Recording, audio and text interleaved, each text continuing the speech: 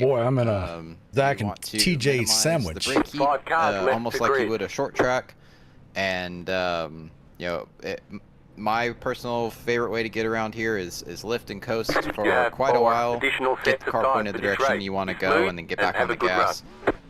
I tend to drive this car or this track with a lot looser setup than a lot of guys do, and knowing this is a fixed setup, it tends to be a little bit tighter, so these guys are going to be wanting to get the nose pointed as quickly as they can, all while not burning the rubber off the right front tire. With all that said here, let's take a look at it. Our starting grid for the 3 wide with DJG 200, 54.902. The lap time for the 31 is Zach Millett, almost a full tenth faster than the second place machine of Brian McCann. McCann 77 thousandths off that time. Row number 2, it's TJ Majors and Dylan Pettis. Row 3, it'll be Mike Koch and Carson Quapple. In the 4th row, Gavin Hinson and Casey Bentz. Row number 5, it's the 81 of Steve Durbin, flanked by the 8 of Dale Earnhardt Jr. Starting in the 11th position, it will be the 22 of Adam Benefiel. Jimmy Schofield will roll off in the 12th spot. 13th starter, it's Cameron Brownlow. Steven Steffen will be 14th. Evan Vecchia, 15th. Josh Mears goes to the 16th position. Brent Butler, 17th. 18th starter, it's Stephen Luttrell. 19th, Jason Nilges. Austin Beers back this week in the 20th starting position. 21st is Jeff Baker. Chris Harrison, 22nd. Slade Bennett will be 23rd. 24th, William Tyndall. Chris Quick, 25th. 26th is Kyle Hardy. Matthew Moorman back in the 27th position. Chris Wally, 28th. Kyle White will start 29th. 30th, Zachary Cleek. 31st, Neil Quick. Chuck Sweeting, 32nd, and shotgun on the field, the number 16 of Marty Lindley. And it does appear Lindley has not taken to the track here. He may just be taking last place points or hanging out with the boys.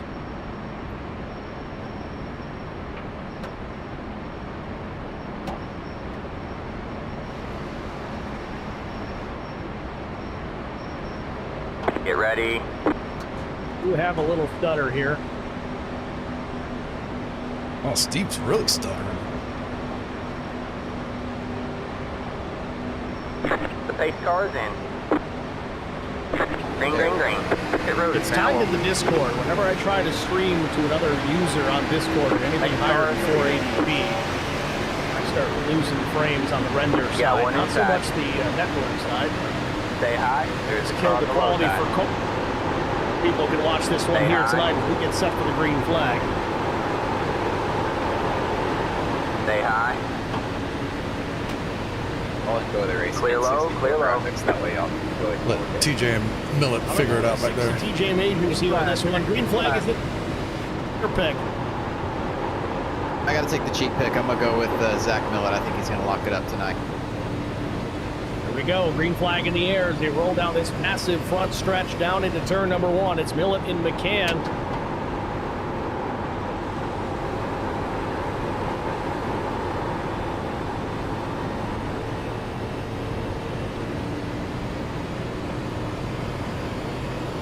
He gets a good exit off of turn 1. Millett jumping up in front of TJ Majors. Remember what happened last time those two did that. Millett going to take care of the right front here. Settles back into P3 as McCann jumps out in front. Majors to second. 4th position, it's Dylan Pettis in the number 19. Dylan's got a wrong paint scheme on here tonight, but we know who he is. Looking to the inside of Pettis is the 5 of Carson Quapple.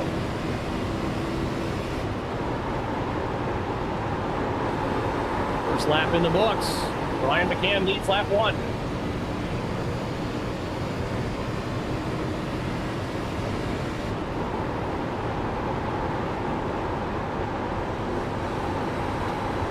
TJ Majors drove it in way deep into turn 1 there.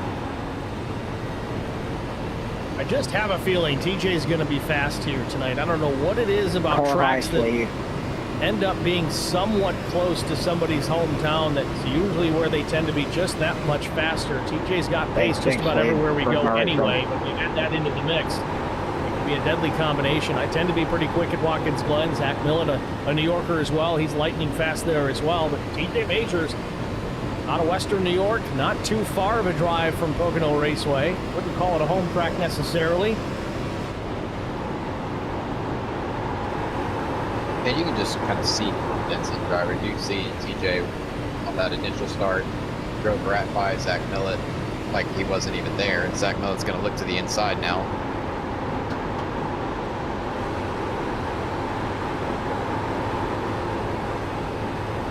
Waffle tucks in behind the 6 on a turn 1.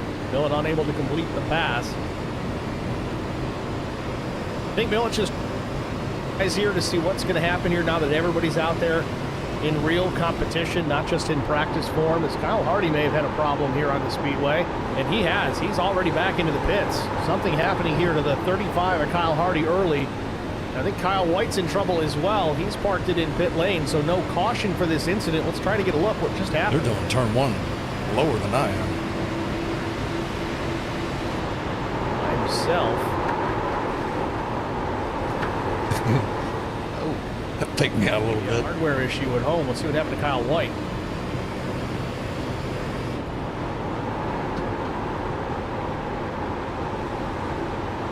Very similar deal. At the same time, that's also very interesting. I don't know where they are geographically to each other. I don't know if maybe there's a storm nearby or what, but those two have just had the toughest luck lately. Kyle White's showing a mechanical black flag, though, so something definitely happened to that machine. I don't know if he had a money shift somewhere. By money shift, I mean you go to gear 2 instead of gear 3. Now TJ losing connection a moment there. Carson Quapple almost driving right to the back bumper up to 6. But Steve, there's nothing scarier than driving into a high-speed corner like that, the car in front of you just disappearing, because they are. And when they reappear back in the world, iRacing doesn't know the difference. And we've had a couple of what we call moonshots where take flight as soon as you spawn back in, the hitbox will reattach, and you're not supposed to be inside of another car.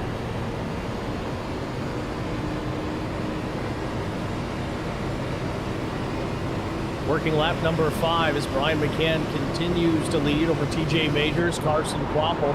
Quapple's up 3 positions. He's not wasting any time here, marching his way towards the front into the top 3. Millett runs 4th.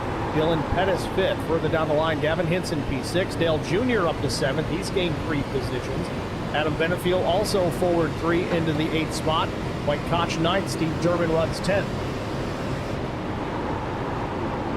Stream chat already getting busy here. Didn't get a chance to look at that as we were battling some hiccups to start this one. But David Morma says he's got the cooler full, ice cold beer, ready to watch some racing. We got Robbie Adams, Hinson or bust.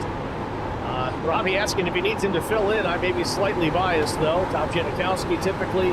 Evil King. Who else we got here? Michael Murray. Let's go Brownlow. Evans Production. Cheering on Cameron Brownlow. Margaret W4S2S. Let's go Benish. JD Akers once again cheering on Kyle Hardy. JD Akers, if you can let us know, maybe if you know what happened to Kyle Hardy there, we'd appreciate that. And of course, 4 Wide Motorsports Network. What's up, guys? Let's get it. Steve Luttrell. Who's who? I can't tell. Oh, that's Carson on top. Dipped his left front tire down below the yellow line there. I think he's testing out that line. We get past this next lap. Got some bad air on him. It's a couple cars out of line back there. I think it might have been 7 of Evan Vecchia. It was an orange car. Matt Mormon there in the 60. A lot of drivers kind of scattering there off turn 3. Might just have to ride behind Carson and see what he's doing. See that front 8 or so of cars. They're all lined up now, probably front 10 or 12. Outside. But it is such a hornet's nest back here, and everybody thinks that they're fast enough to get past everyone else. You're just sitting there swapping for position, literally burning laps off of your tires. And there's nothing more frustrating than getting stuck near the back of the pack. Not that any of these guys are slow or anything, but just the air is so distorted. You can see this speed because they're dragging each other back. Carson Quapple made the pass on TJ Majors for P2, and now Millett going back to the whip here to try and take 3rd away.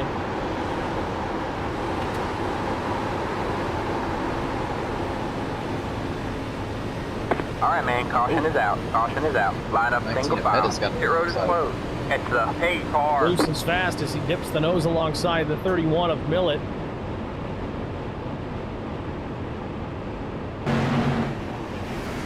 Oh, and we got trouble. 7 is around. That's Cameron Brownlow in big trouble and no caution.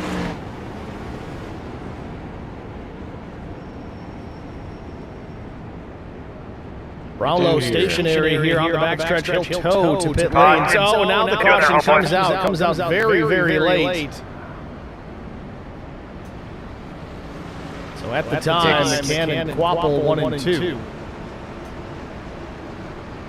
You can see Brownlow rolling the car. He was trying to get it fired, hoping they could get it going just enough that he could get to the pits and see what kind of repairs he had. Unfortunately, the motor was gone. Couldn't get it refired, had to get it towed. I'm going to go on record saying I ain't calling it. Worldwide Motorsports asking no Strader tonight. Don't see him in the lineup, so unfortunately no Christian Strader here at Pocono as we wind the season down. I guess I'll take tires too. See what happened here to Cameron Brownlow a moment ago. I gotta let you by. Josh Mears to the inside. Last week. There's going to be a little contact here. Yes, there was indeed. Big hit for Vecchia. Back in the day, he would have rolled that down into the grass, but anybody's old enough to remember that 1992 crash with Davey Allison down the straightaway, tumbling, almost getting into the record truck.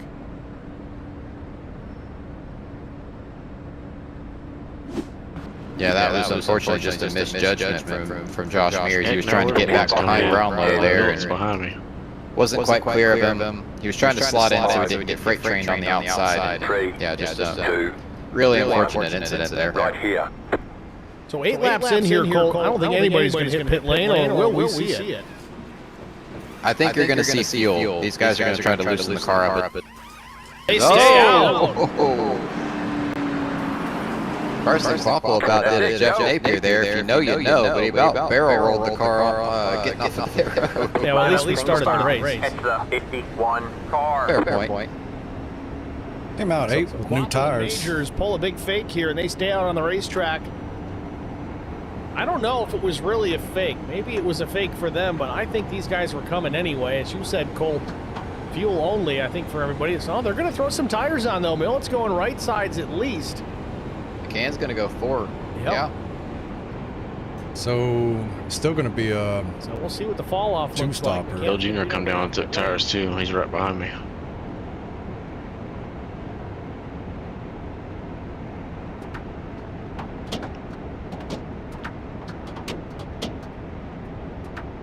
Yeah, we should blow their doors off here. Cameron Brownlow still sits stationary in his pit box.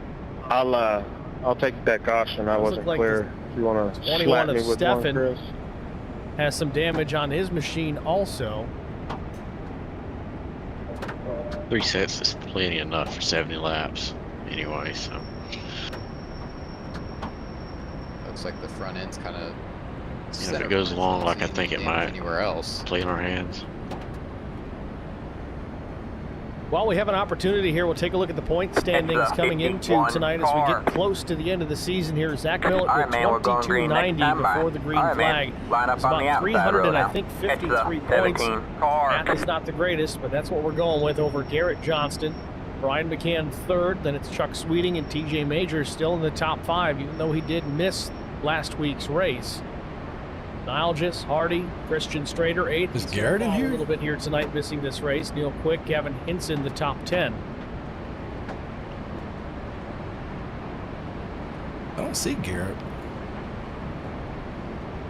Steve, I also don't see Garrett Johnson in the lineup tonight. Just kind of scrolling through my leaderboard here.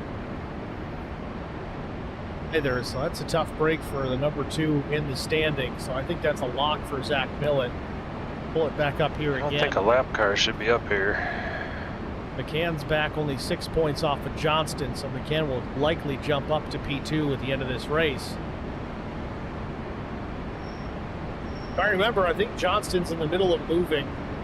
Especially this car is beat to heck. His rig and everything's all set back. What lane is it in? That might be why he is not present. He's on the inside. I think he missed last week also, is that correct? I believe so. Yeah, of course he's right in front of me, so. File. Trying to get a little more organized here before we go back to green, but pace car lights are out, so we're ready for the restart the next time by. 21, you're going to Steve, be a couple pulling interesting down, right? notes. Looks It like you're wasn't just damaged and all TJ that and down. Carson that stayed out. It was the whole top 6. Gotta go at find least the as check. they line up now before Brian McCann, the first one Get on fresh ready. tires. And Zach Millett. But another interesting note, I saw TJ Majors trying to cool his tires a significant amount. There is a, how do I put this? A way to cool the tires using a certain surface on the racetrack. Green I won't flag, say what green it flag. is, so I don't get yelled at later. Well, is it paved at least? You can at least say if it's paved. It's paved. It's paved. It's not that one. I think they fixed that one. What was that? No idea. It's stupid. It appears to me Got one he outside. was trying to pull his tires back down. Stay low. You're clear high. Clear high. No, they don't get it. Got one outside. Well, we'll see if it pays Stay off low. for these guys in the top 6 that stayed on the racetrack. Hold Had the your line. advantage. I got held up. Zach got the best of it. Inside. Too wide there. Flying straight over, green flag back in the Got one air. It's inside. Quapple and Too Majors wide there. coming to green. Clear low. Clear low. The car's out of line. It appears they didn't get the lineup correct. Never mind for the leaders, though. They're off and running. Oh no. Quapple maintains the top spot. TJ Majors in Inside. second. 3 wide. Adam You're in the middle. Benefield up All right, into man. Caution no. is out. Caution is Position. out. Line up single Is that file. bad? Pit road is closed. Turn 1. Past the 88. I past caused the- it. That one's on me. Past the 11. Are you all jacked up now, or minimal? No, I'm good. Past the 90. I wrecked Junior, though. Past the. Past You almost the got me, 88. son Past of a the. gun. I I was just, right behind him. I was not expecting that car to hit the brake there that hard. Save us a little here. Nice and smooth. Cool your tires off. Get your fans Past on. the 12. Past the. I was, Medford. Worse than I Past think the it was. It 36. seemed that everybody Past straightened it back out relatively quickly. He had the position when the yellow flag came out. Dale Jr. got a piece of that one also. See how Junior's looking. Car looks okay. Robbie Adams in the chat says, how many sets of tires did they have? They had 4 sets over the wall and 80% fuel. I think it was about 25 or 30 laps, Junior's car depending looks on where alright. you were on the racetrack and how you decided you wanted That's to good. manage Maybe he'll that forgive fuel. me.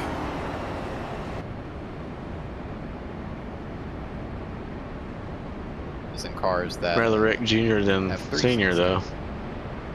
Yeah, talk about a jump scare. Senior would have come back up here and got you later on. Glance up, and there's a puff of smoke out of the corner of my eye. Pit road is now open. I was de-shelling an empty can. Go to the end of the longest line. I think it started with McCann, so car by.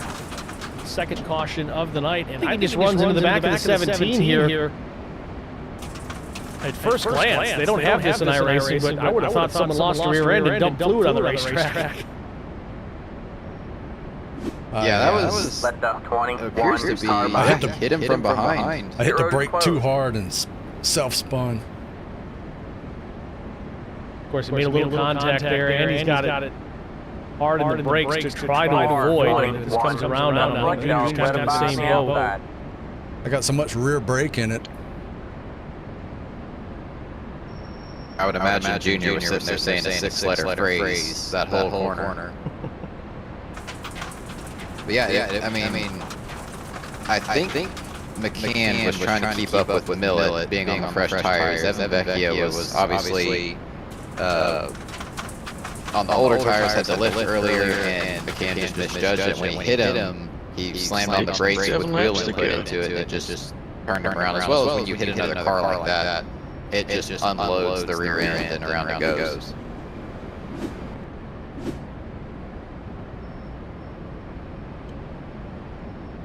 Now I get to do it from the back.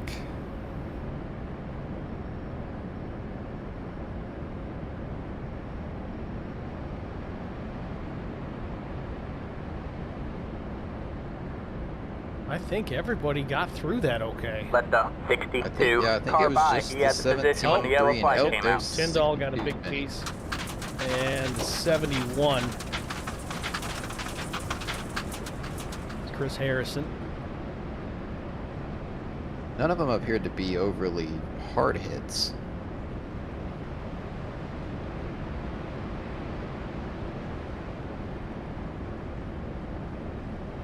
Should have went in just to make sure if I had damage or not. I don't think I do.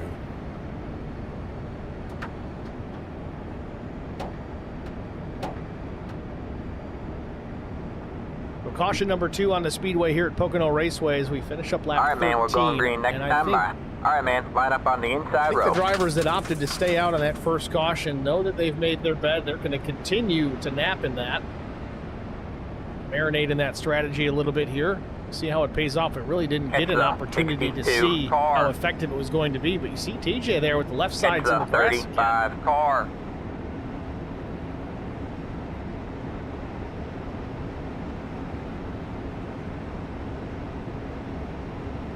What lap is it a one-stopper? Catch the 35 car. I mean, you kind of think he got a lot of cooling done from that last caution and now into this one. We only had about, I think it was a half lap of green, really. Yeah, I'm racking my brain here trying to figure 24. out what happened. So at 24, it's a one-stopper. Hit there. We realizing that they had possibly made a mistake, but no, they stayed out. As far as I can see, yeah, unless everybody else followed it down. Yeah, I don't show any data of those guys pitting. So it's Majors, Quapple, Benefiel, Pettis, Casey Bentz, still on their original set of tires. Millett there with 4. He's going to restart, I think, 5th. And then Evan Vecchia, the number 17, he's 8th. He has stayed out. So there's a lot of drivers that opted for this strategy. Not a ton, but enough to make you go, huh. Get ready. Robbie Adams in the chat says he's utilizing whatever moisture he can find. All right, man. The pace car it's a bold in. Strategy. Green, green, green. 6 and 5 also appear to be playing peekaboo with the pace car driver right now. See, that'd be so much more fun if we could just drive the pace car. On this week's episode. Just gonna keep saying it. It is update day after all. Still no drivable pace car.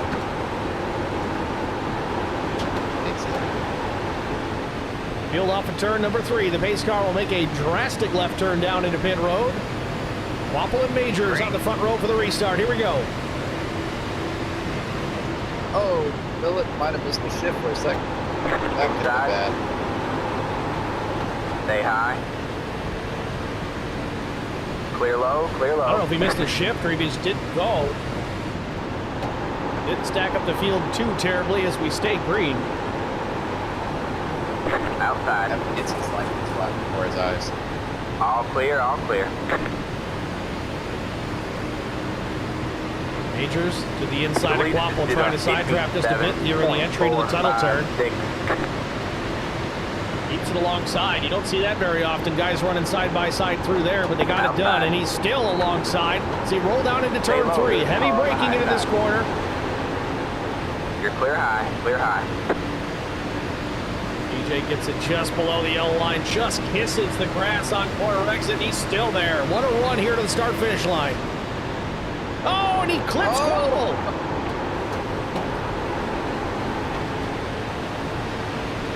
Not clear. Outside. That's going to go over well. Stay low. So TJ slides back to P7 here. Now they're 3 wide off of turn number 1. Pettis up top. Millett was in the middle. Checks up enough to get double file. Pettis will cross over. He's got a run on the race leader. Stay low.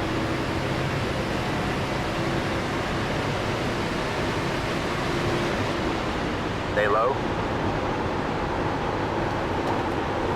Pettis is looking strong here tonight. You're clear high, clear high. Well, I think Quapple might be a little bit rowdy inside for what just happened. It might be stay high. Slots catching his breath. Still there? Hold your line.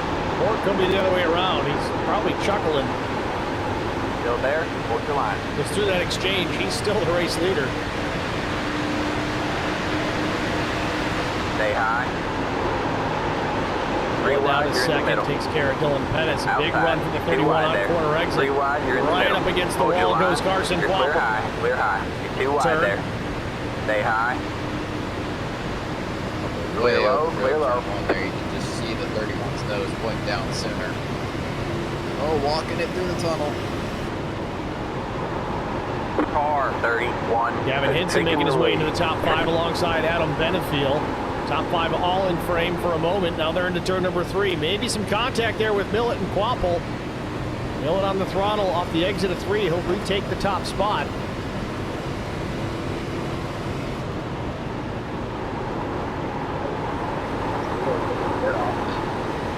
Looks like he might have. Fortunately, got one outside. The contact though. Stay low. There's a car on the high side. Still battle back in one. All clear. Outside. Stay low, there's a car on the high side.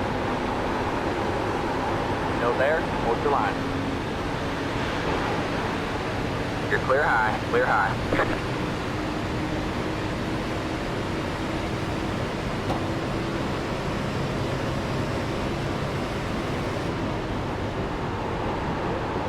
Millett now gets a 3/10 advantage over P2. Now Quapple's got to worry about Dylan Pettis. Pettis gets a nose just ahead. And Millett is real early on throttle, getting out of the corner. Oh, he's just backing his corner entry up, and he is continuing to add distance between himself and the rest of this field. Got one outside. Still there? Hold your line. Get back in the gas early. Stay low. There's a car also, on when the these cars are side side by side, you can see Quapple and Millett are side by side. It just drags both of them back and packs everyone up around them. Now that Millett's clear, everyone else is single filed out. Stay low. 3 wide, you're in the middle. They might be dragging him back just a bit, but when they were still side by side, he was pulling away from them quite a bit. Hold your line. Hinson's got some pace here. Inside, you're too wide there. Hinson's one of those drivers with newer tires. Zach Millett's kind of the same boat. Quapple, the first car without fresh rubber. He runs P3 ahead of Dylan Pettis, same boat. This no tire change. Whoever that was that gave me that shove up the middle. Thank you. Really not a terrible call for these guys. It's not working out ideal, but it's still working out decently. I wouldn't make it a bad call by any means at this stage of the race. These guys have got all their tires still over the wall with about 60 laps to go. Junior ain't messing around, man. They can't really go on the attack, but they're kind of just making a controlled call. So contact behind McCann. Where are you at, McCann? Urban and Mormon banging 17 through turn 1. Oh, Junior's banging the wall now. I don't know if you caught it, Colt. McCann was working his way through there. They were 3 wide. They got all out of sorts at the start-finish line.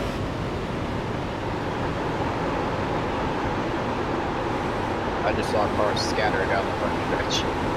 Well, I saw colors, and I'm like, let's see if I can figure out where this is.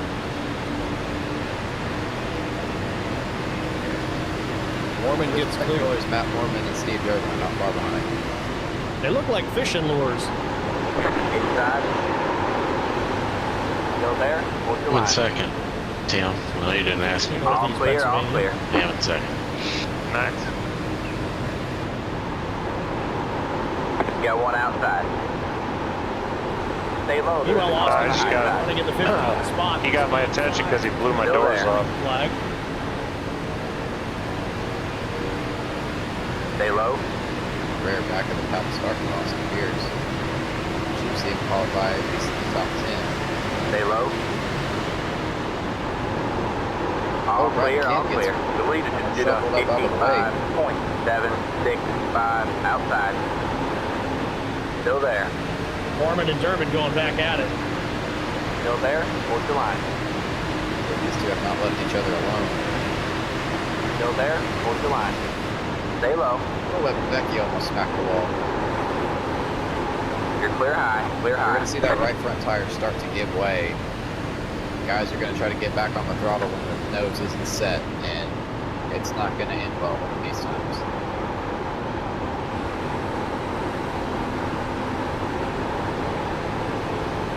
Tyndall appears to got the damage repaired to his number 62. He's good to go, and he's making moves back towards the front. Still there. Hold your line. Oh, contact. There goes the damage. Gil Quick involved in that as well. They both keep it semi-straight, at least go in the right direction. We stay green. Still there. 2 tried to clear himself up, and Gil Quick didn't let him in. Oh, that draft. It is a bit of a home race for him from Northampton, Pennsylvania, only about 45 minutes or so from Pocono.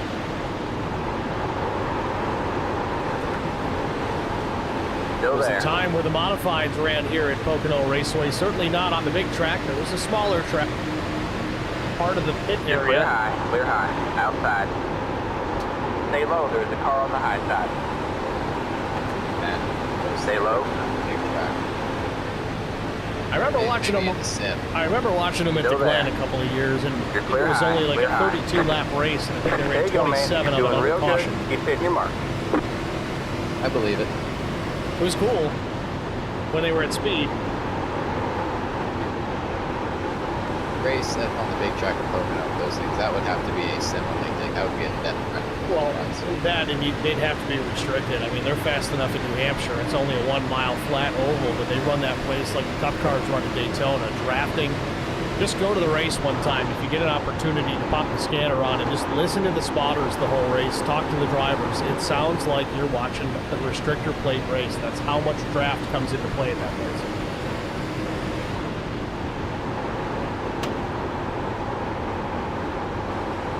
Wapple now in a battle with Adam Benefield. This will be for the 4th position. Got one outside. Benefield still there. Both on the same tire strategy. Sorry, Mike. 76 of Brett Butler now into P6. He's up 11 positions.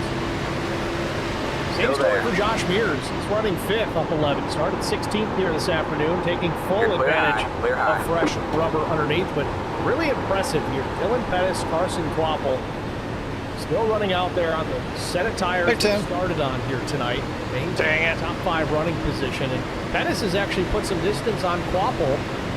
The benefit that Carson's got right now is that Butler and Mears, at least for some, we'll see how long it takes for the 76 to run down the 5. Steve looked well, soft popped into the top 10 after getting a little bit of damage. I didn't see if he got fresh tires, but Dale Jr. has worked his way from the tail end of the longest line. Battling Jason Niles just right now, but right behind us, buddy. Spent about 25 seconds in the box. Certainly had time to bolt on a set of 4 tires. That car did not appear to be very damaged, so that very well could have some fresh tires underneath it.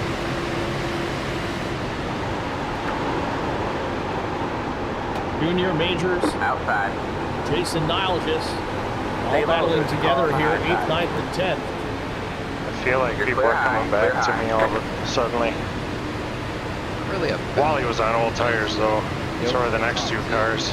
Gavin Hinson has trapped down Zach Millett, and they are just running nose to tail the past couple laps. Previous laps, Millett and Hinson were only 100th of a second apart. Millett takes it back here by about a 10th on this most recent lap. But yeah, Hinson has run him down. I don't know if maybe Zach's saving some tire, Cole? Imagine Hinson's also saving some tire. He's just far enough back that he's grabbing the draft down the straightaway, but he can still one outside early and not get caught in the rear of Zach Millett. Prime Stay low, there's a car on the high side. Still there? Allows him to save tires, save fuel if he needs to, and still keep up with the 31.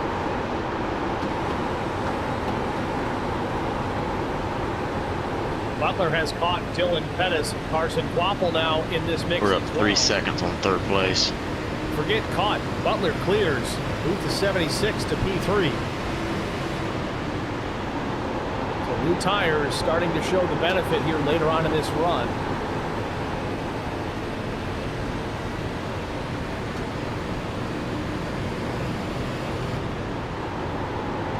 Steve, I'm interested to see as the run goes on, as that bottom group starts to rubber up. I'm wondering if they are going to start running that higher lane.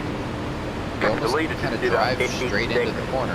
6, 7, Literally 9. let the car roll and drive straight off. You're running essentially the 2nd or 3rd seam up is your yellow line. Outside. Don't appear to be doing it now, but if that grips up, that's going to be fun to Stay watch. low, there's a car on the high side. Plenty of time to go here, and 28 laps in of 80. Something something to keep an eye on. You doing an even split, you think, for pits? Down more rubber on the racetrack. You got a long green flag run right now. Pit strategy-wise, here's where we stand. Millett, Hinson, Butler, they're 19 laps on this set of tires. They did take a set on that first caution. But you look at Pettis, Benefil, and Quapple, 28 laps on this set of tires. That's the same story for TJ Majors, who's fallen back to 10th. Robbie Adams asking about, did Pettis take tires back at lap 12? I think I answered your question before you got it to the chat. I'm sure. But that's your answer. Pettis on the original set of tires right now. Mentioning repeat 1975, talking about Adam Benefield. Races for Conti. You should see him on Team Conti on Saturday nights in the FLCC.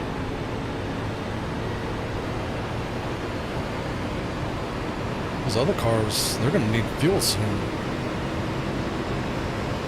The 8 and the 88 side by side at the line. They won't be able to go as long as we will. 6. These two have been glued together in the past handful of laps. You got one inside. Robbie Adams says they should need fuel soon. They only went under the green here about 21 laps. The fuel window was about 25 to 30, depending on how aggressive you were in saving. So we're getting there.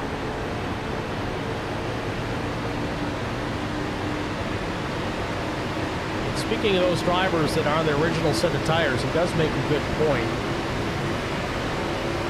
They haven't stopped for fuel yet, and they're at the maximum end of the fuel window if it all ran green. Obviously, we've had 2 cautions to break it up, but we're still getting close. Steve, under caution, you can save an immense amount of fuel. We were testing that Sunday night in Daytona, shutting our trucks off, clutching it, running in 4th gear. We saved probably 90% of what a lap of fuel is under caution. So if these guys were still being conservative during those yellow flags, they probably could run an extra 4, 5, 6 laps.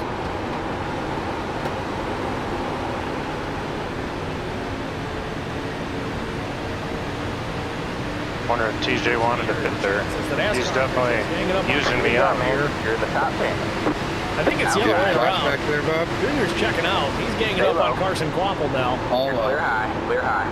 Quapple makes the move to the inside. I don't know if he's giving Junior the top here. Maybe Carson getting ready for a pit. Not gonna lie, I was a little nervous too. Outside. Stay low. He's gonna hang out down there. Oh, bet you going on the curve. Clear Yeah, he's high, coming to clear pit road. Here he comes. Miles is going to come with him. It's Chris Wally in behind as well. So green flag pit stops here at Pocono Raceway. Still there. Robbie Adams says saving under caution is about 2 to 3 laps extra. Colt, can you confirm? I couldn't tell you last time I ran a race. At least 2 to 3 laps. Yeah, still there. Depending on how aggressive you are. All clear, all clear. That was not what I wanted to do. Racing says, is this fixed or open series? This is a fixed setup series. Once in a while they do run a custom setup. Stay high. Gets it. No adjustment. Stay high. All Good clear, pit all stop. clear. Jason Niles just gets ahead of Carson Quapple.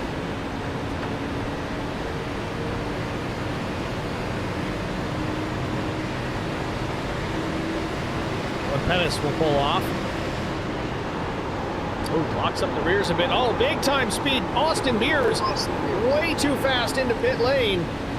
Spins it around, doesn't hit anything. But I would venture a guess here. He's going to have a black flag, and indeed he does. Unsafe entry for the 64, if not speeding as well. Inside. Never stopped driving it though.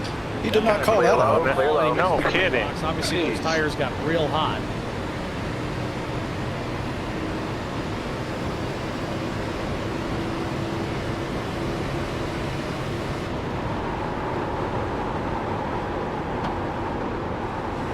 Used to be at 40 seconds. I can do some math now. Kind of a bummer. If you're on exit, If it wasn't for you're on entry, you got to sit. that hard racing with TJ, we'd be up there. So Millett continues to lead here at Pocono Raceway as some more drivers peel off. Adam Benefield, TJ Majors, Casey Benz. We could pit now and be fine, like even split. Yeah. But we would be back on their same tire. So I don't know, as those guys. But we already had the advantage. The leader just did a... It's going to be 4 tires at Sunoco Racing Fuel for TJ Majors. First pit stop of the day is we're just about 7 laps shy of the halfway point.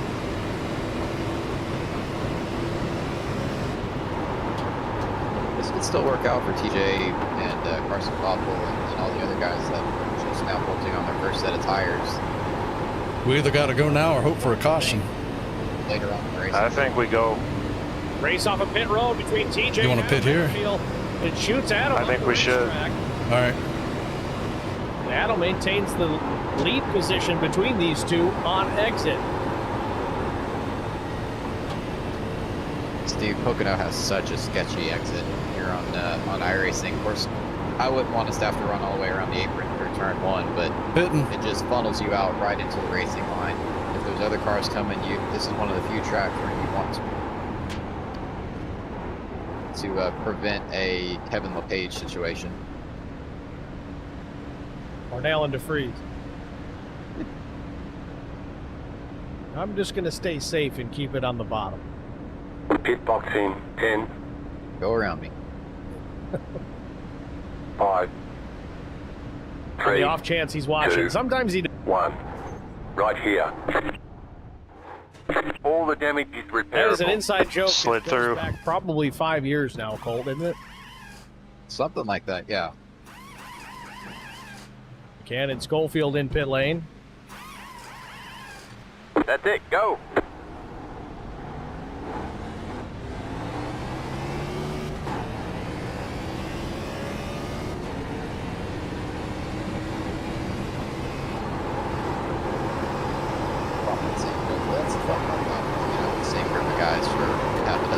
Well, that's the other thing, too, is this iRacing service, if you do stick around long enough, you start to run into guys that, oh, I used to race with, oops, and they're still here doing the same thing that you are, or you just stick around and keep running the same leagues that you've been running for years. That's kind of what we have here in the IROC Challenge Series. A lot of veterans here that have been in this series for 5+ years.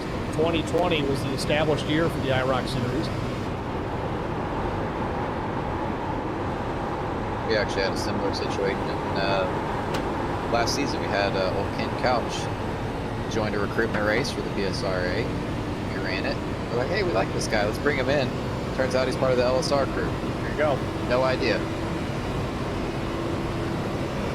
Robbie Adams says leaders should have about 6 to 8 more laps, but looking at it, Billett's got 27 laps on that tank of fuel here. This is all green flag laps. And talking to Zach pre-race, I think 26 to 29 was kind of the max for them, at least. We heard higher from some other drivers. Maybe 31 was the max. But with Millett leading out here, no drafting help to worry about. He's on throttle and might be saving a little bit. He's pretty good at that, but even still. So he's out another lap, though. This will give us a real-world estimate here if we stay green to the time that 31 finally comes down to pit. Well, he and the 39 have such a big gap on everyone else. They can sacrifice a few laps, but looking at lap time, Zach Millett's last lap was at 57.22. So let's see, we look at Carson Quaffle and Dylan Pettis. Carson ran a 55.41 and Pettis ran a 55.43. So quite the difference in the lap times. Quite a bit of fall off for sure. See how it cycles back out, but now they're on varying strategies here, so this will kind of swap ends later on in the next run. But that kind of swaps it back in Quapple's favor, I think, in that final stint to the finish. If we stay green, obviously cautions change the whole outlook. You're gaining on the car in front. The gap is 2. Before the green flag cycle had started, it was the 6 and 5 and the handful of guys who hadn't hit it up to that point. They were banking on a caution. Now it's the other way around. I think Millett might be banking on a caution, trying to save a set of tires for later on in the run. You're gaining on the car in front. So as they run, it's Zach Millett with the lead, Gavin Hinson second, Brett Butler back in P3, Dale Earnhardt Jr. up to the 4th position. Neil Quick running in 5th. White Koch trying to take it away here. An aggressive block out of the 2. I don't know how I didn't get tacked for speeding there. Double O gets to the inside. Almost spun out trying to brake. Sweeting there in the 75. He runs in the 7th position. Quick, 8th, 9th. Zachary Cleek in 10th. And Millett's on pit lane, so is Gavin Hinson. Oh, Hinson. A little loose on entry, but straightens it up.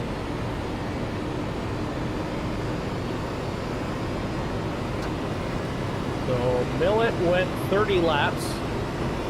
Butler stays out. He's on his 30th lap.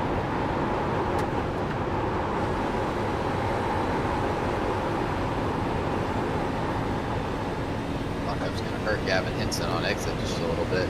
And imagine he was just trying to drive right to the back bumper. The leader is pitting now. You're pulling away from the car behind. The gap is 1 second. The leader just did a 57. Big downshift out of somebody there. It might have been Dale Earnhardt Jr. Here the RPM's right off the limiter. Goes to show how much grip is going away, how slow these cars are getting. They're trying to grab a gear that might not be there yet. Let's go on board with Junior. All right, man. Halfway this time. Butler will come into pit. Dale Jr. will take over the race lead. Let's take a lap around Pocono Raceway with the driver, the number 8.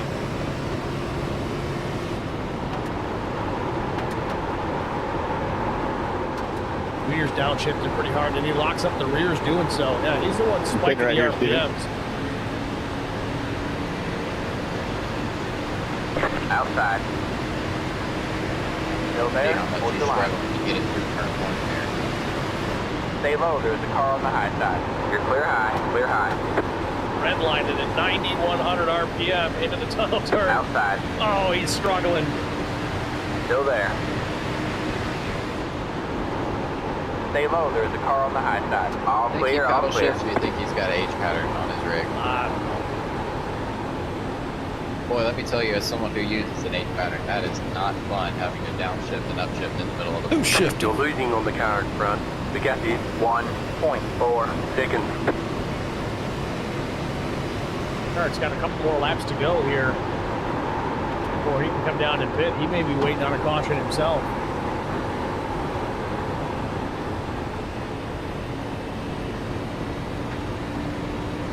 Dale Jr.'s last lap time was a 50. I'm going to let you go, Gavin. Corner. The leader is with a 60. No. Steven Stefano, a 58.16. When you get here. Get to you right here. Go low. And that's how tight the race car is for these guys. They're trying to downshift to kick the rear end out. There. Hold your line. And allow for a little bit more. Appreciate it, Ron. You know, he's not saving any fuel. Car 75 has taken the lead. Facts. Here he comes. Here he comes. Dale Jr. from the lead into pit lane.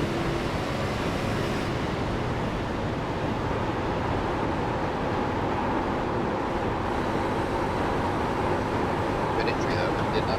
Maybe TJ will hold up His tires. Zach. Spun out going in. Well, you know He's it. got nothing for him. I don't know if he's got anything for him now. Slides to a stop in the pit box. Real good positioning to get out of there. First tires. The leader is pitting now. He is making it tough, I think. That's him. 4 tires and fuel for Dale Earnhardt Jr. 14.77 seconds for the driver, the number 8, as Chuck Sweeting now goes to the top spot. Come on, bring him to me. Dylan Pettis has cycled back around. Chuck, the last driver to make his pit stop here. You're pulling away from the car. That's Dale Jr. The gap is 1.9, just about completing this one. Will he come down? Yes, he does. Taking the lead. All right, looks like you're in the top 10. But that is Millet. I don't know why I said Dale Jr. Luttrell will come down and pit with him. Luttrell back in 29th. Sorry, my bad. That'll move Dylan Pettis to the lead. Austin Beers just shoving him to the front stretch. Well, Austin's trying to get away, but he's also trying to put himself in a position to get his lap back, which I expect he'll do.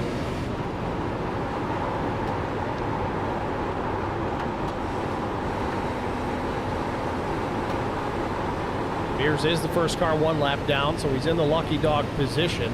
Would love to get it back on his own here, so he doesn't have to worry about, well, can I pit or can I not pit?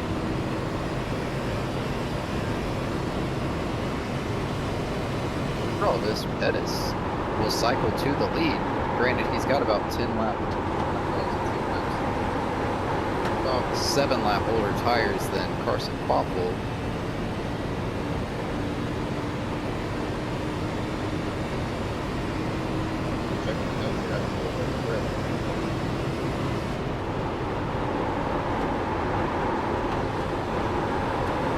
No, Steve, he's got a lap fresher tires than Carson Popple. He has cycled out to a huge lead of 3.7 seconds. Popple had a slow stop, 15.95 to Dillon's 14.63. Stay low. There's the dip. Still there? Hold your line. Steve, I don't think Austin Beers is trying to pass Pettis. I think this is a you scratch my back, I'll scratch yours. He is trying to push him away to maintain the lead. And in return, if caution comes out, he will be the lucky guy. Clear high. Oh, that's the plan. It does seem to be working. TJ just let me go. No problem. 56.22, the last lap for Dylan Pettis. Almost 6/10 quicker than second place Carson Quapple. As now Millett takes the spot, or at least is challenging for it. Quapple will settle in behind. 46 laps on the board here from Pocono Raceway. We're going to step aside, get a track limit side-by-side break out of the way. Stay with us. We'll be right back.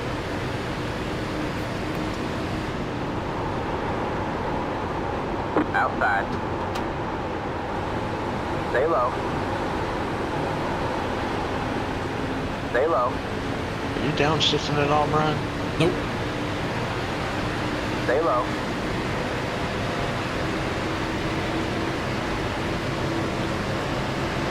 Stay low, there's a car on the high side. All clear, all clear. The leader just did a 56.514.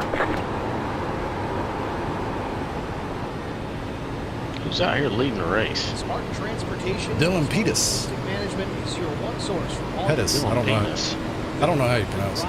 No, I didn't say that. Transport shipments, full service in-house brokerage, drop-off facilities, just got time. All auto manufacturers. You find that wall? St. Louis, Missouri, Kansas City, Missouri, and Indianapolis, Indiana. Spartan Logistics LLC, proud sponsor of the IROC series. Kyle Sneffens, UMP modified and Silver Crown driver, and Gordy Gundaker. He must have like not took any tires, or I don't know what he did. Logistics.net. Well, he had to take a full load of fuel. How did he get that far out? Short pit. Yeah, he's like 6 laps shorter than Zach.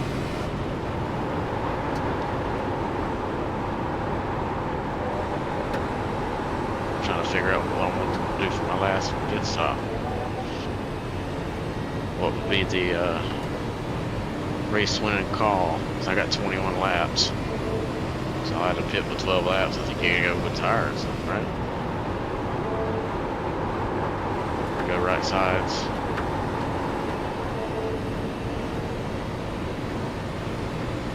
You're pulling away from the car behind. The gap is 1.1 seconds.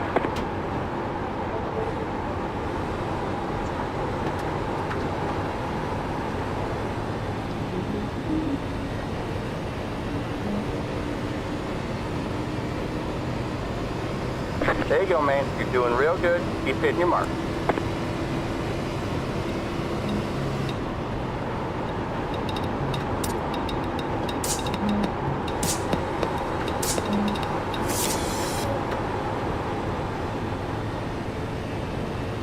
Need insurance coverage that's built for speed? Frank Yea's office in South Charleston has your back. Whether you're blazing down the highway, protecting the home you've built, or setting up a legacy for your family, we've got the coverage you need. Auto, home, life, fast, simple, and made for you. Scan the QR code. I'm going to find that wall in a minute. All our services and start a free quote today. Lock it in, save it for later. Call us at 304-744-7700 to get started.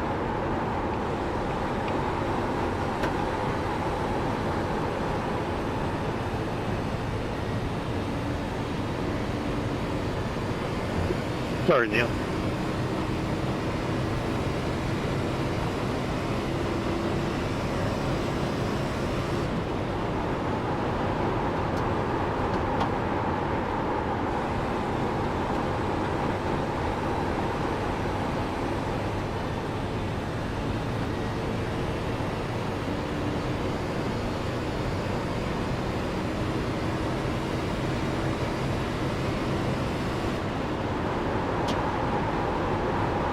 Back at Pocono Raceway. Be a strategy call the pit, like inside the fuel window. Dennis continues to lead here at lap 50. Outside.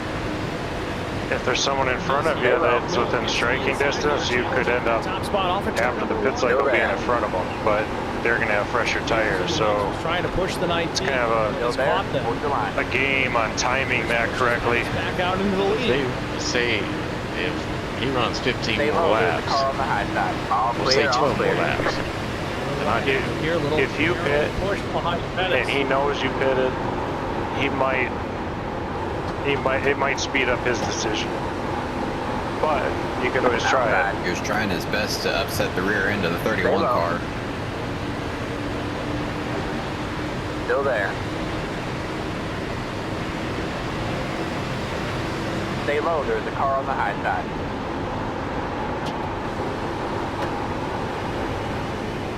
Stay low, there's a car on the high side.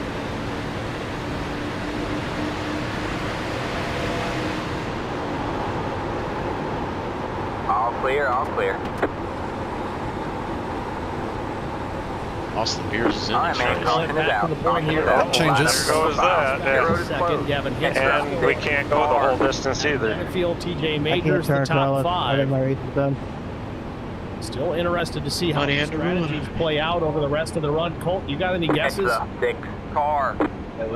Now it's a fuel saving game. Yeah, we can make it. Oh, Brian McCann and Carson Quapple. 30 laps. I'm averaging about half a gallon a lap. McCann, though, definitely faster. Right now, the caution is out. Like 28. Dale Earnhardt Jr. and Matt Mormon coming together. The max, unless you fuel save. This is out of the tunnel turn into 3, it looks like. We're coming around the 28. Casey Vance, some severe right front damage. I just hate it because now everybody's going to be on the same tires. I know, it was kind of fun. Junior's showing some damage. I don't know how bad it is, but he's going to come to pit lane.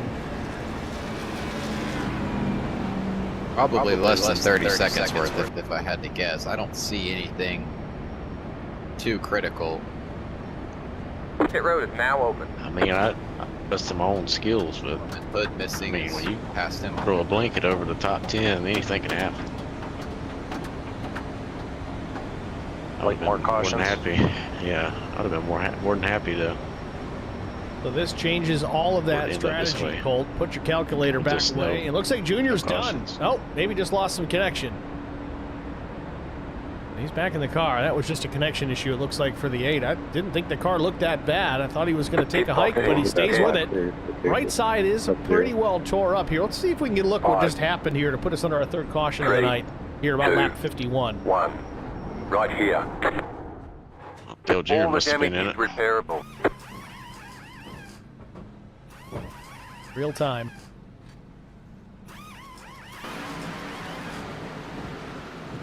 Oh.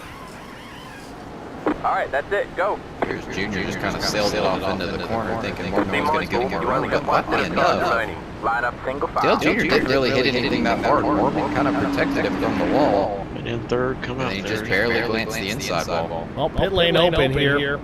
They help some of that black and stuff. So it's going to put everybody right to the edge of their fuel window, but I think we saw guys go 30 laps here. It's going to be lap, I think, 54 when we go back green. I think this puts everybody in a good position right now.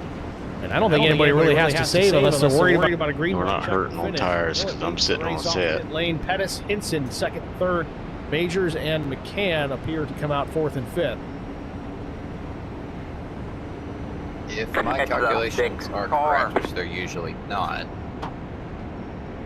I believe if we go green from here, everyone can make it on equal ground. But if there's green-white checkers, They could probably save enough for one, maybe two, but that if they go to a third one, they will have to pit. And it does look like Junior may be out of this one.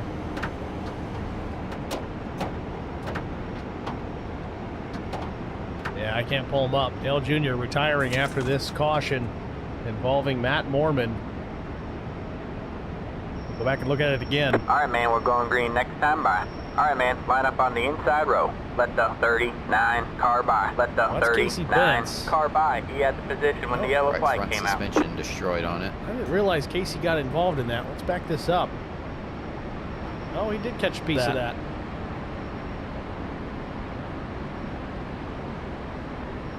You see the 8 car already sliding kind of out of control. I don't think he thought Mormon was going to race him down into the corner. That was a bigger hit for Junior than we thought. He spends an awful lot of time just driving backwards. Immediately right front suspension failure for the 27.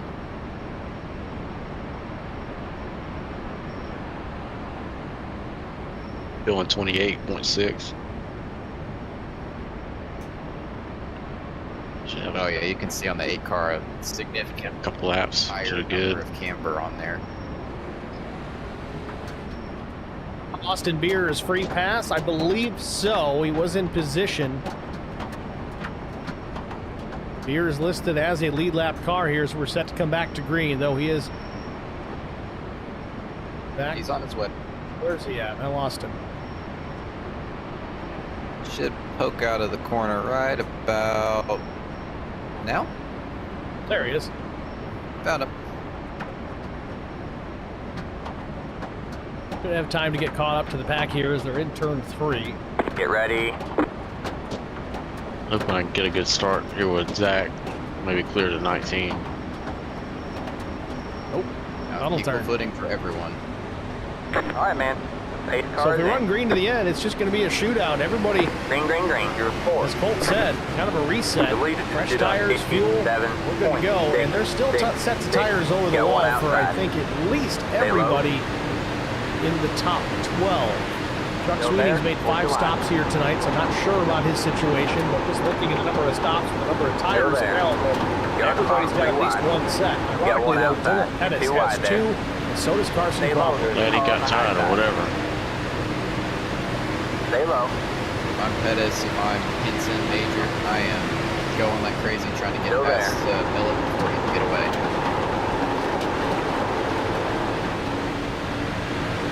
6 to go here at Pocono Raceway. Swap over here. Millet was at the bottom. Pettis was going to run in behind him. Millet swaps lanes to go to the top. Got the bottom. Pettis follows him. I was giving you the bottom there. It's Millet 1 and 2 with Pettis through turn 1.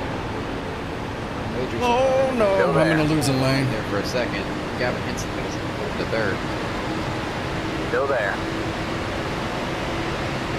Eating my tires up.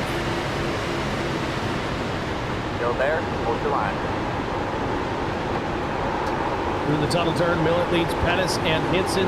Major's 4th. McCann back up into the 5th spot. All clear. And battling with Carson Quapple. Had to get out of that. Eating the tires up. Stick in the middle. At least he thought about it. They settle out 2 wide off of turn number 3. That could have been bad.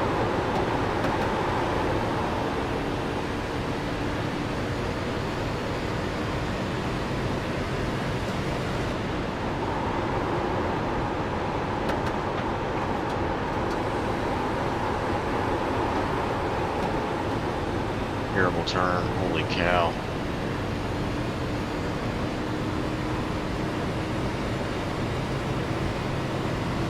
We got to go full fuel stint, so I'm trying to save tire. Just hit the fastest lap. 54. Millet, Pettis, and Hinson already putting ground on Majors and Quapple. It's been a great showing this afternoon for the likes of the 19 and the 39. Many a driver over the course of the season make comments post-race. To finish second to Zach Millet's almost like a win. It's not quite a win, but it's close. These guys right now, I think Pettis and Hinson may even have something for the 31 here tonight. Got loose there. second to Zach Millett myself. No worries, brother. I was hoping it wasn't something I did. The third place car by a significant margin. Yes, Bill's still win. That was your Oh, trouble on the Big backstretch. crash. Chris Harrison, Chuck Sweeting at least. But we stay green. My racing caution.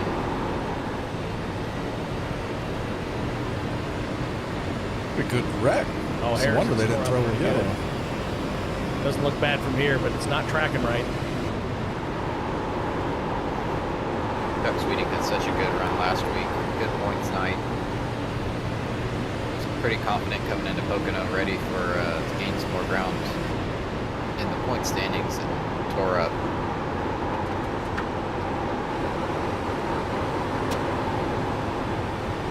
Wings gonna stay on a racetrack here. Back to the race lead. It's Zach Millett, Pettis, and Hinson the top three. Majors, Quapple the top five. And they've caught this group. 22 laps to go across start finish this time by Pettis is right there. Steve, I do think we're seeing a typical Zach Millett move, though. He's backing everyone up, trying to force them to battle amongst themselves for position. Just simply not enough real estate. Save tires. That would pull away again. We saw him do that last week. Most likely what he's trying to do this time. Does anyone else have a better strategy for him, though?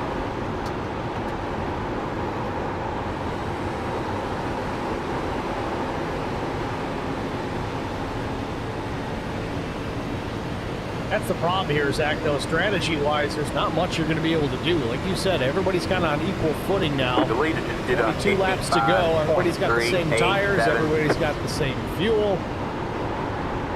The only thing that's really going to play into this is if you catch a couple more cautions, things can change a little bit. Millett does still have a set of tires over the wall. Dylan Pettis has 2 sets sitting over the wall. Hinson 1, Majors 2, Quapple 2. So is it in the best interest of the 6 and the 5 here, or even Dylan Pettis, to get a couple of late yellows here and take advantage, or it's just too many guys on the lead lap to chance it? It would have to depend. I think if there was a caution in the next couple of laps, then we would see the 6 and the 5 on pit road trying to get as much as they can get. But if we burned off less than 10 that was an impressive pass. There's too many cars shifting. That's how he got the thing to rotate like he did. Slowed them down, and they were able to start where they are now. It sounded like it was hitting the rev limiter the whole time. Hinson for third, drives it down into the corner. Quapple's going to follow him through.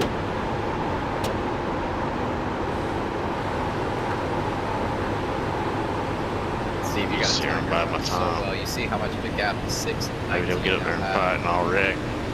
Just because they got side by side with 39, it drags both cars back. Quapple gets through though. Still plenty of time, 21 to go. Millett trying to shake the 19 of Dylan Pettis. You know, Steve, what that tells me though about Zach Millett is he's not 100% confident that he can drive away from the 19, or that the 19 won't make a dive on him. Trying to break the draft, trying to prevent the 19 from following him down there. If he was confident in being able to hold on to the lead, or just trying to back everyone up, he would just stay up in line there, defend the position if the 19 went for it. Pettis was a 10th quicker in the last lap, and ironically, both drivers carry the same fastest lap of the race at a 54.87. So Pettis definitely has the pace. Pettis, I think, hit the wall. The 31, that's great. But you're going to need more than that to get around him. So the old saying goes, catching someone is one thing, passing is another. And he never quite let it go. He's always had the 31 caught, but then he passed it.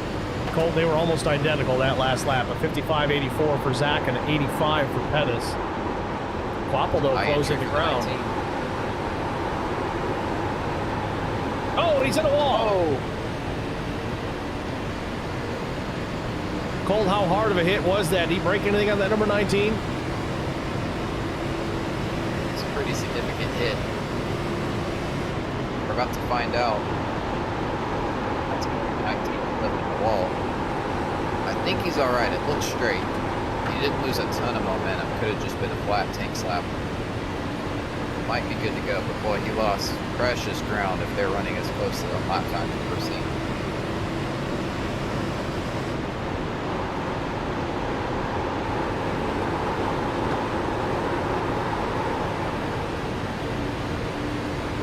Cole Austin Beers is up to the 11th spot.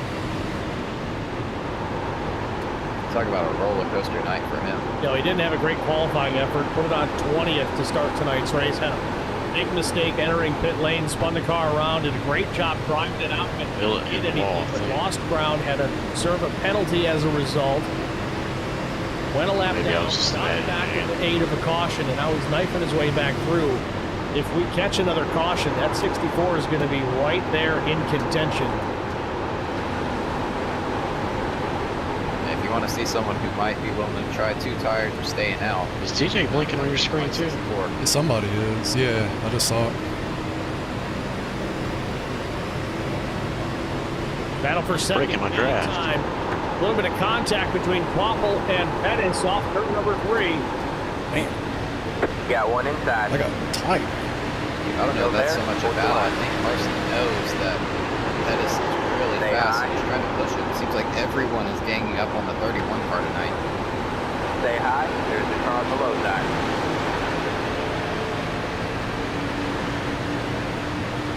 Still there.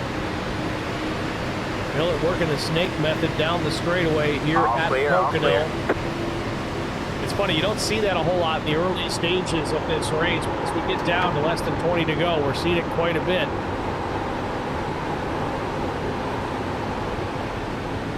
Quapple goes to the bottom. Good. Very good. You can tell that he is definitely tighter after that contact. Still has pace, but the car's a little bit tighter. I think Quapple is hunting. I was going to say Carson Quapple setting his sights here on Zach Millett. Cross start finish at 16 laps to go. Millett with the advantage. 4/10 back to the 5 of Quapple, but Carson's been quick all night.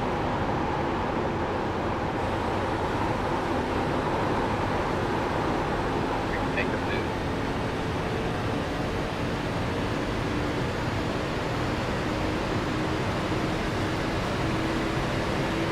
The leader just did a 56.335.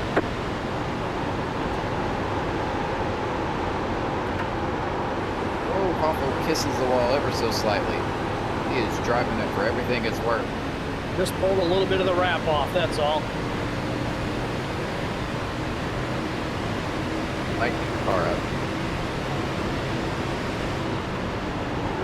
And it's working. He's gaining ground. Yeah, Quapple was quick too last time. He matched Zach Millett at 56.22. This time he's faster by 2/10.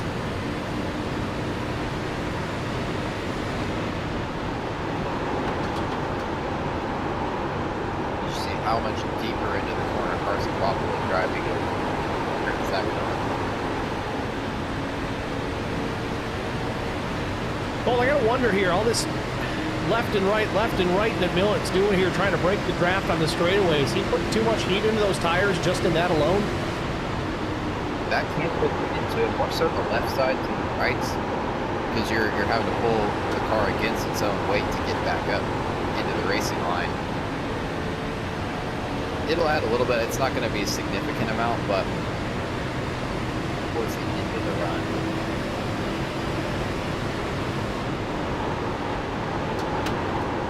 Rich Keeter asking about fuel. How much more fuel is Zach burning compared to everybody else behind him? It's definitely more, but I don't think it's going to matter. He went 30 laps as the race leader on a tank of fuel previously. If he makes it to the end here, he's only going to need to go 28. He'll be okay. Now, if a caution comes out with, say, less than 5 to go, he'll be good for 1 green light checker. But I don't know about beyond that. Everyone else was stay low. Line. They're saving a significant amount more fuel all clear, than the front 4, I would say. So they might be good for 2 green light checkers. Last lap, Quapple matching Millet again, a 56.43 for both our top two drivers. TJ Majors a 56.53, same exact for Dylan Pettis. 13 to go now for Millet. Colton, Quapple have trouble getting out of 3 there? I think he did. He kissed the wall ever so slightly. But I think he got to the throttle a little too early and the car pushed bad home. Chuck Sweeting up ahead of the race leaders. He stayed on the racetrack after that crash. We never got a yellow for it. You're back and forth. Pull off track. That was going to be a bad spot for the top 5 to catch in.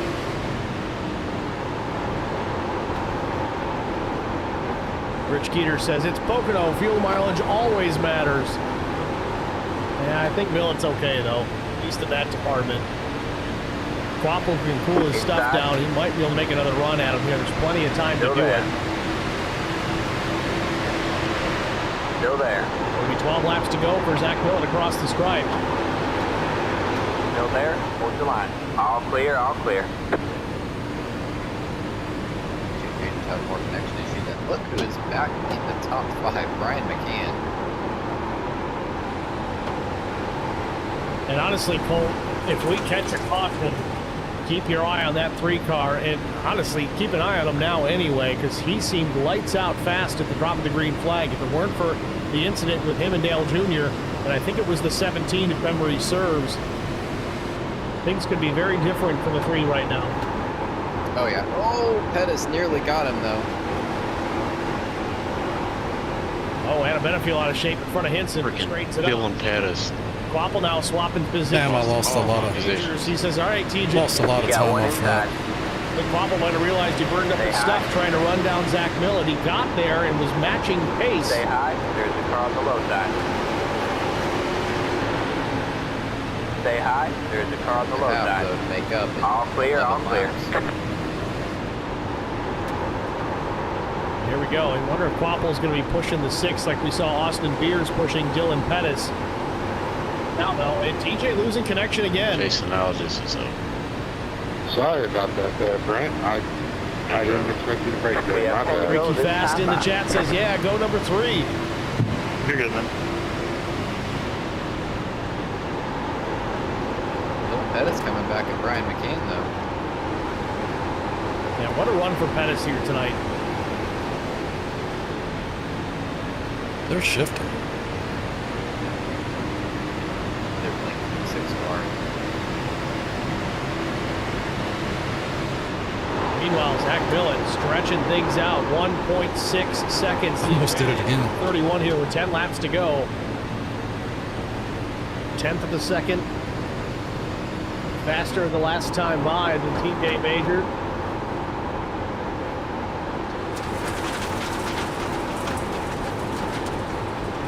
Trying to leg it out, but as antsy as that top 5 is getting, I'd imagine he turned his rearview mirror off just to not even see what's happening behind him. They've nearly wrecked about half a dozen times in the past 3 laps.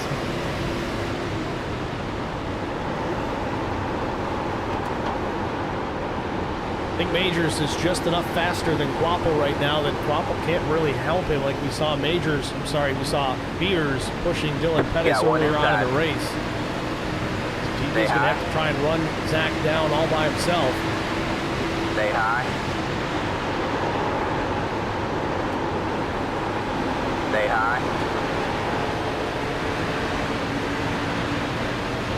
Said there's only about a second difference between TJ and Zach Millet. I don't think it's going to be, that's not going to be enough to make up over the course of 9 laps. But stay high. Clear low, clear low. Dave Warmoth in the chat says he put it in Millet gear. He gone. Still there. I don't know, TJ running back down. He cut 2/10 out of the lead there through the tunnel turn. Still there. Hold the line. And Millet takes it right back. And then some. All clear, all clear. Got one inside. might have been Millet lifting. Still there. Sooner. Got one outside. Stay low, there's a car on the high side. Battle on behind the leader. TJ Majors, Carson Quapple. Majors runs second. Waffle third. McCann all the way up into P4 after some struggles here tonight, but now he's battling with the Adam Benefield machine. The 0 on the track, the 22 on the scoreboard. All clear, all clear. Freaky Fast mentioning dirty air plays into this too. It certainly does. I don't think dirty air is a problem for Majors right now. He's too far back for it to matter. How can I get around Carson? This group certainly. McCann clears himself off the nose of Pettis, and Pettis swatting flies in the cockpit of that number 19, and he keeps it straight. That was almost a carbon copy of what happened to Brian McCann earlier off the rear bumper of Evan Becchia. See, this back half of the top 5, they that helps. Inside. Eventually, one of them is going to end up in the wall. Still there. Benefield slams the door on Pettis. Pettis actually clipping the left front of the grass there. We saw Quapple doing that earlier tonight as well. Don't know if there was some benefit to getting the car to rotate by clipping that grass. All clear, all clear. It's not so much the grass, it's the rumble strips, like what you see on the highway. Little divot. I always call them. But you get down there, it upsets the left rear of the car. And kind of turns, oh! Waffle catches the wall. That'll break the momentum, open the door for Brian McCann. Must be some pretty heavy racing going on up there. A little bit. Back down into 3. If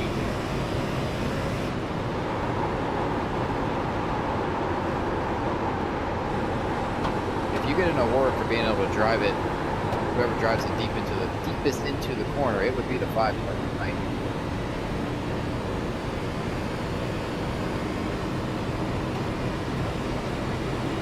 And will take the spot. 6 laps to go for Zach Millen.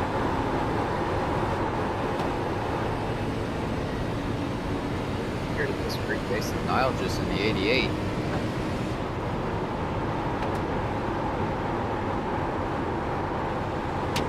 Oh, Nile just and Pettis. Ooh, that was close. To quote the great Darrell Waltrip, it just can't keep doing this, Steve. 5 laps to go. We're in a podium position. Need to get Eric Dotson back up here if we're going to do that. Freaky Fast says, great broadcast, guys. I do this for leagues too, but good job calling the race. Oh, we've heard of you, Freaky Fast. Thanks for checking in, man. I'm glad you said hi.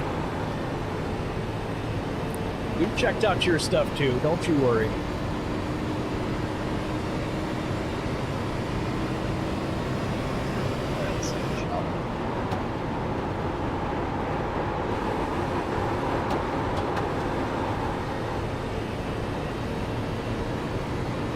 By the end of this race, you're going to have the pit crews and the drivers of the 3, 5, 0, the 19. They're either all going to be lap drinking beer or throwing punches by the end of this.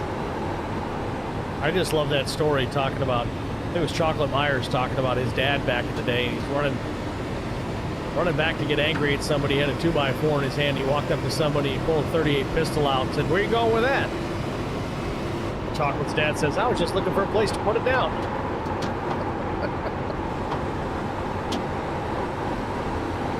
Never bring a 2x4 to a gunfight.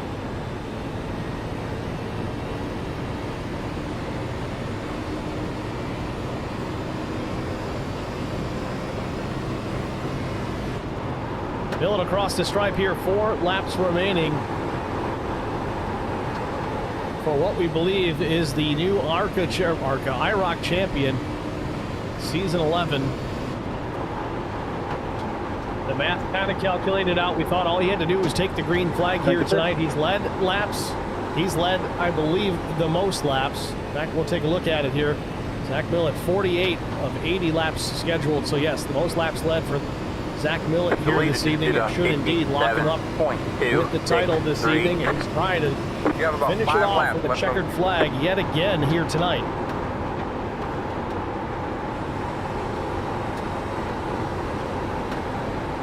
It's not car of Steve Trell.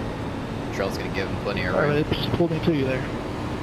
Boy, TJ is trying. He is trying his heart out to get back up there. Just not quite enough speed, not enough time. Millen now 0.2 of a lap faster than the previous lap, but now Majors actually cuts into it a 0.5 tenth faster for the 6.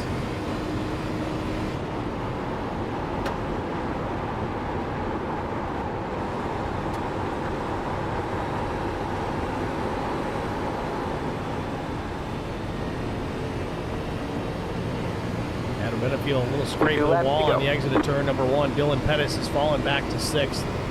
Still a strong afternoon for the 19, but tires just not cooperating at this point. Remember watching Dale Jr.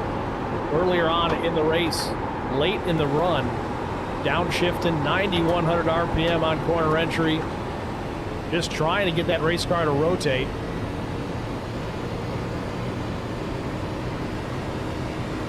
Evo King 6283. If TJ catches a bumper of Millet, he's going to blink out trying to hit him.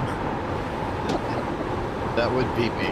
Like. To be fair, TJ's been clean, clean, clean all night long. Or don't want to turn. Steve on that storyline. I mean, he made his life a little miserable on the restart that they were side by side. On the initial start, Majors pushed Millet pretty hard, but like you said, they have run pretty clean. I know they had a very, very long conversation several weeks ago. I don't know the outcome of it, and meant to talk to both of them. Never got around to it, but I would imagine they're at least cordial now. Not friends by any means. There's no Christmas cards being exchanged, but I don't think we're going to see the 31 or the 6 hunting each other down. Well, they don't need to be friends. They're racers. That's not how this works. You bring your friends to the racetrack. But white flag in the air for Zach Millet. Final lap here from Pocono.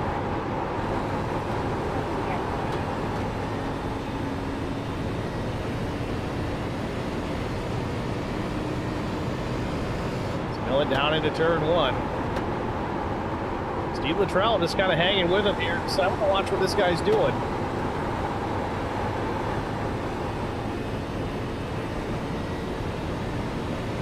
Millet with 6 wins on the season. Put it on pole here tonight. Blistering lap, almost. There's the checker. A full 10th faster than P2. 77 thousandths will make it sound better than it is, but man, it was a fast lap for Millet in qualifying. It's been the class of the field here this evening. Putting on a clinic here in Long Pond, Pennsylvania. Thanks, Brian. And out of the final corner, turn number 3, back to start finish. Zach Millet will win the 3 wide with DJG 200. Oh, 66, DJ Majors 83. will We settle were for racing. P2. Brian McCann, a valiant drive back to 3rd.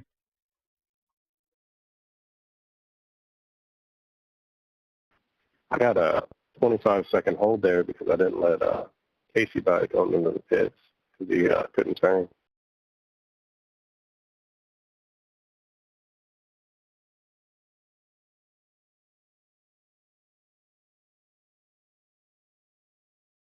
What a performance for the 31 tonight and this season as a whole. Austin Beers a flash by on the high side. He salvages a 12th place finish. Just makes you wonder what could have been for the 64 here tonight. He had a fast car.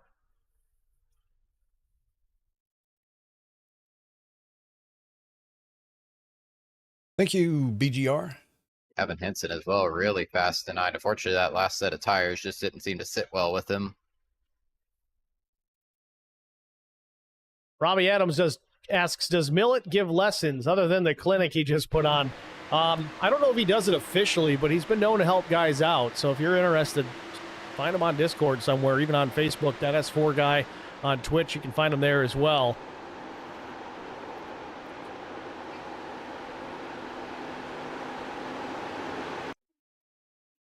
That's my first top 10 of the season. A very happy Zach Millet here at Pocono Raceway as he celebrates win number 7 on the season. Dang, I thought you had some. Well, good job. Feels good. Fine job there, sir. It's been a rough go this season. No doubt.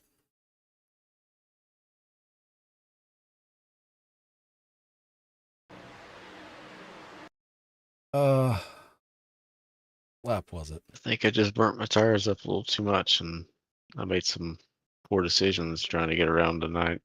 It was the second caution. Parks it at the start-finish line. We'll step aside here, get our break out of the way. We'll have our top 3 finishers here in the booth after this. Stay with us. We'll be right back. Brian, I should have done the same thing, but I was just a little unsure about doing it because if I didn't complete it, then I'd lose everything, which I ended up doing anyway. But I know. I hate being in that position. You like, do you pull down and try, or because if you don't make it, you're screwed. But it was a huge checkup, so I was like, oh crap! I just turned left and never lifted. If you really never lifted, you would have piled up into all of us. Oh yeah. But I get what you're saying.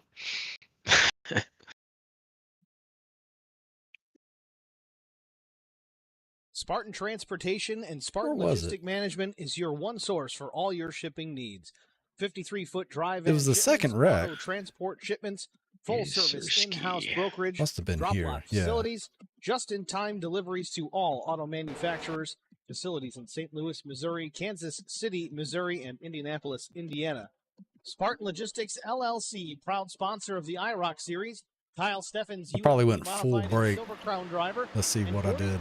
Yep. World of Outlaws late That's why I wrecked. Visit that brake bias I had. Logistics.net. Will find us on Facebook. Can't go full brake.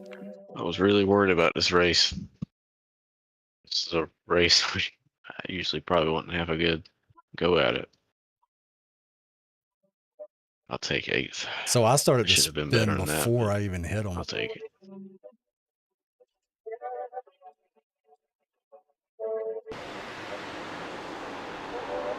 So yeah, a brake put me in the spin, and then when I hit him, it just completed the spin. Junior did the same thing. He had that brake bias dialed back. Let's go to his angle.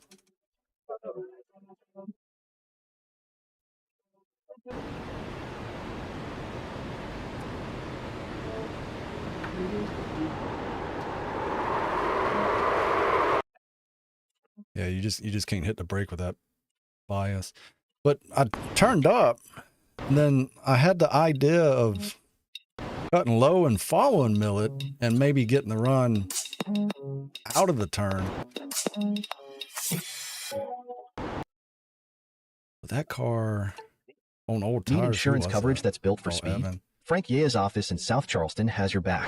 Whether you're blazing down the highway, Millet's still on the protecting the home gas. you've built, or I was setting still up on a the legacy gas, for your but family, Evan we've got the coverage you need. braking. Auto, home, life, fast, simple, and made for you. I did not Scan anticipate the QR code on your screen now to explore all our services and start.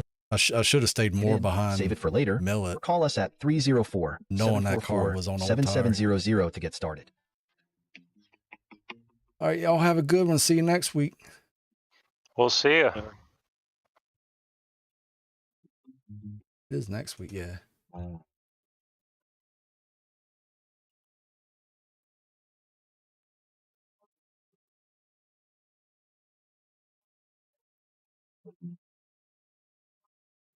Millet. Yo, what's up, man? How do you do it? Better now. How about you? Doing good. Wonder if you give me some secrets while we're live. I was going to ask you for secrets. The way you came back through the field, Jesus. I never even saw you were in the lead so far. What are you talking about? I had to run. I had to get to safety.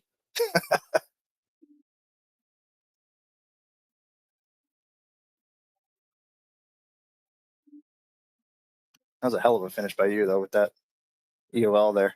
Insane. It was fun. I didn't expect that caution late. Pretty much shit my pants when that happened. Yeah, the whole field was like on different strategy there. And that made it interesting. Spartan and then Transportation and all on the same tire Management kind of got your followed one a leader. source for all your shipping needs. Yeah. 53-foot dry van shipments, auto transport shipments, full service in-house brokerage, drop lot facilities, just-in-time deliveries to all auto manufacturers, facilities. Kansas City, like no Missouri, TJ in here. Indianapolis, Indiana. Spartan Logistics LLC, Darn. proud sponsor of the IROC series.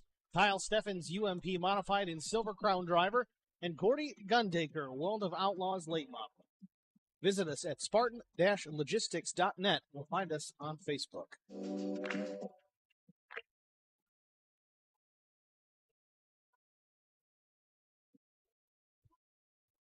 Congrats on the championship.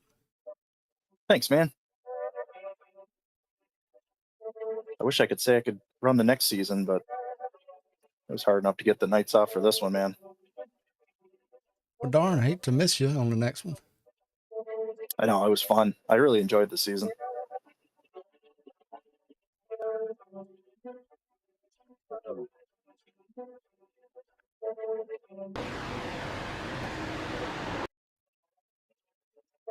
I don't know why I'm so high in the turn here. I guess I just misjudgment. All it is. Back at Pocono Raceway, the penultimate race in the books, the 3 wide with DJG 200. Zach Millett put it on pole position, led 51 laps to victory. Remember. Let's see if we get a word with the driver of the number 31 machine. Zach, it's Colt and Steve in the booth. You got us? Hey, you guys. Zach, congratulations, man. Win number 7 on the season, and I don't have any official responses out of the championship hunt this season, but we kind of all thought to take the green flag here tonight for you to lock it up with the most laps led and the victory here. Kind of safe to assume here that the championship is yours. Yeah, I wasn't going to, let somebody from New York like myself do the math on that one. So, yeah, a couple of guys said that we were going to just take the green flag and we would have clinched it. So, but hey, I mean, if we can go out and get the pole and get that W, that works too, right? Put it on pole here tonight. Certainly a blistering fast lap, almost a full tenth faster than second place Brian McCann. But very quickly on the outside of this race, he fell back. We did talk to you pre-race. You said that the right front's going to burn off pretty quick here, so that might have been part of the strategy. Was that kind of the plan there, kind of save the tire there and let those guys go a little bit? Yeah, it was the initial plan. It was just, I didn't expect the dirty air to be that bad. It was like that last restart there. I mean, all you really had to do was play the dirty air. Shout out to Pettis for being fast there. I was trying to load as much air on his nose as I could because I knew if he got in front, he'd be really hard to pass. Yeah, Pettis had a strong run here tonight, ultimately finishing in the 6th spot as the tires fell off. But we look forward now, Homestead Miami Speedway, not worried about points. You're just going to go out there and throw all caution to the wind and go after an 8th victory of the season? Yeah, just thinking about that. It's pretty cool. But yeah, we'll put some laps in and we'll go for it. It'll be fun either way, and we're definitely looking forward to it. It's been a great season. It's been a pleasure to race over here in IROC. Now, we got to ask before we go, I wouldn't be a proper broadcaster if I didn't. Obviously got to see you and TJ battle it out here a little bit here this evening, and it seemed relatively clean. It was aggressive on both ends, but how was it from your side of things? I thought it was great tonight. I mean, obviously we're not going to give each other any more room than needed, but we were both, clean enough to make it work. Like if I was trying to make a pass, maybe on the outside or whatever, he would pull down to kind of toe the guy on the inside to just go against me. But I mean, hey, that's racing, and that's clean. Even when we were beside each other, it was really good. It was really tight racing, and yeah, I can't ask for anything more than that. It's kind of what we've all been wanting to see all season long, as you two battle it out clean. At the end of it, you take the checkered flag. TJ Majors finishes P2. I was hoping to get a word with TJ here tonight, but I don't know if we're going to see him in the booth. We'll wait for him here in a minute. We're going to do Brian McCann first. But Zach, congratulations again here. First IROC Challenge Series and first IROC Challenge Series championship after your 7th win, man. Who do you want to thank? Is that his first? I don't even know where to start. He's only raced and Colt for the broadcast is always 2 times in IROC. It's always a pleasure to go back and watch these. Chris Wally, Craig Bristol, live admin, everything these guys do for this league, it's endless work. And with as busy as they are in real life, it's pretty amazing that they can, do as much as they do for this league. So shout out to those guys. Team Conti Sim Performance, as always, America Racing, my spotter up on the box, Danny Wiles, Russell Black, RB Racing, EMR Paintball. Shout out to Timmy. He's always popping in these things. He's more excited about these races than we are. He's the man. And shoot me a follow over on Twitch at that Espo guy. Real quick before we let you go, there was somebody in the chat asking if you teach lessons. Who was it? Well, maybe he's still watching, but I know in the past you've helped some guys out. I know you don't officially have like a iRacing school or anything like that, but do you guys help guys out usually, or what? Wherever they find you if they wanted some help. Yeah, I've definitely done it in the past a bunch of times, but I don't know. I'm definitely more than willing to help out wherever and whenever.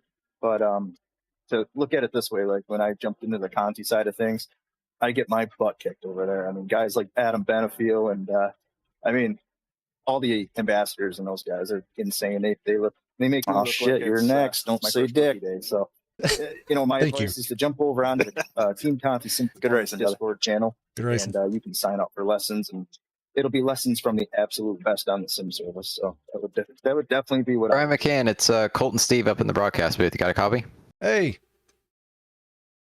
Man, what a topsy-turvy night for you. Started up near the front, and it looked like you got into a little bit of a scuffle with Evan Vecchia and Dale Jr., and kind of were just calling back from there. Can you tell us about your night and what happened on that incident and how you were able to work your way back up to P2? Yeah, it felt good at the start there. The car felt great. It felt like I kind of knew how to drive the track, and just like all season, made a mistake, and got that end of line penalty, and had to come back all the way to where I'm at now. Tough night. Well, if that's a tough night, ended up in P2, I would love to see what a good night is. But very, very strong performance for you tonight. You got anyone you want to thank before you head off into the pits? Yeah, Wally, for putting this on. He's really, got a lot of attention around it, and all the marketing and everything he's put behind. He's put a lot of time in it. So big shout out to him, the live admin, watching over us, everybody tuning in tonight, and you guys for doing the broadcast, and shout out to all the drivers. Amazing experience out here, getting to race with all the great drivers. Well, next week you head to Homestead, Miami. I believe that's the finale for the season. How do you feel going to that track? Do you feel like you're going to have some pretty good speed? You just going to go for broke, or you got a strategy heading in there? I usually do pretty good at that track. I just got to quit making mistakes. That's what's hurt me all season. Just a tiny mistake here and there, pit strategy, messing that up. I got to quit that. So if I can figure that out, hopefully I'll be back in the broadcast after the race. All right, man. Well, we're looking forward to it. Hopefully we'll see you next week at Homestead. Later.